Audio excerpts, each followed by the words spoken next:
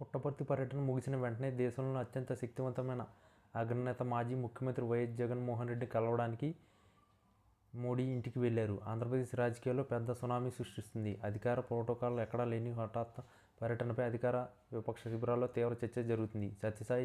సత్యసాయి శత జయంతి ఉత్సవాల సందర్భంగా పుట్టపర్తిలో జరిగిన సభలో అగ్రనేత ప్రసంగం ముగిసిన వెంటనే ఆయన ప్రత్యేక కాన్వాయ్ నేరుగా రాజధాని ప్రాంతానికి వెళ్ళింది. సాధారణంగా ఆయన అప్పటికే నిర్ణయించిన విధంగా విమానాశ్రయం నుంచి మరో రాష్ట్రానికి ప్రయాణం కావాల్సి ఉంది. కానీ అనూహ్య రూట్ మార్చి ఉన్నత స్థాయి భద్రత మధ్య విపక్ష నాయకుని నివాసానికి చేరుకున్నారు. జగన్ ఇంటికి వెళ్లి అగ్రనేత విపక్ష నాయకుని మధ్య దాదాపు 30 నిమిషాల పాటు ఏకాంత సమావేశం జరిగినట్టు అత్యంత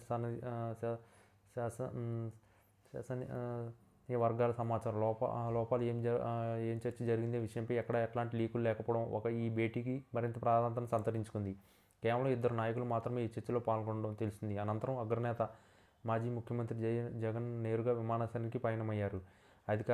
మా పరిణామాలపై అధికార పక్ష నాయకులు ఇప్పటి వరకు ఎట్లాంటి ప్రకటన చేయకపోవడం గమనార్హం. దీనిపై మీడియా ప్రశ్నించగా వ్యక్తిగత పర్యటన, సాహిత్య చర్చ వంటి విచిత్ర సమాధానాలు వినిపిస్తున్నాయి.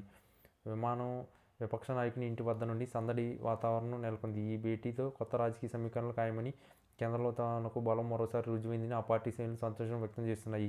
ఈ భేటీ రాష్ట్రంలో నెలకొన్న తాజా రాజకీయ వాతావరణంలో సరికొత్త మలుపు తిప్పుతుందని రాజకీయ విశ్లేషకులు అభిప్రాయపడుతున్నారు. ఇటీవల రాష్ట్రంలో అధికార ప్రతిపక్ష కూటమి మధ్య తీవ్ర స్థాయిలో ప్రతి విమర్శలు జరుగుతున్నాయి. ఇటు చూస్తే సంక్షేమం, అప్పులు, కేంద్ర నిధులు విషయంలో అధికార పక్షంపై విపక్షాలు పదునే దాడి చేస్తున్నాయి.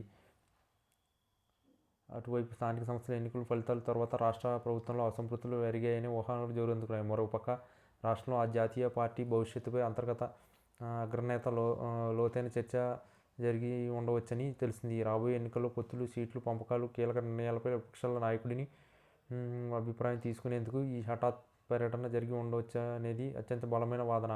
విపక్ష నాయకులకున్న బలమైన సామాజిక వర్గం మద్దతు ఇప్పుడు కీలకంగా మారుతుంది. రాష్ట్రంలో మరోసారి విపక్ష కూటమికి కేంద్రం నుంచి గ్రీన్ సిగ్నల్ లభించిందా, లేక కేంద్ర దర్యాప్తు సంస్థ కేసుపై ఏదైనా అంతర్గత ఒప్పందం జరిగిందా అన్న సందేహాలు కూడా వ్యక్తమవుతున్నాయి. ముఖ్యంగా రాజధాని నిర్మాణం, 3 రాజధానుల అంశంపై కేంద్ర వైఖరిలో మార్పు రాబోతుందని మరో ప్రధాన చర్చ. ఏ విధమైన పుట్టపర్తి పర్యటన అనగానే భక్తి, ఆధ్యాత్మిక అంశాలు మాత్రమే వార్తల్లో ఉండాల్సింది పోయి కేవలం అరగంట రహస్య భేటీ ఆంధ్రప్రదేశ్ పొలిటిక్స్ హాట్ టాపిక్గా మారాయి. ఈ పరిణామం రాష్ట్ర భవిష్యత్తు రాజకీయ ముఖచిత్రాన్ని ఏ విధంగా మార్చబోతున్నది కాలమే నిర్ణయిస్తుంది.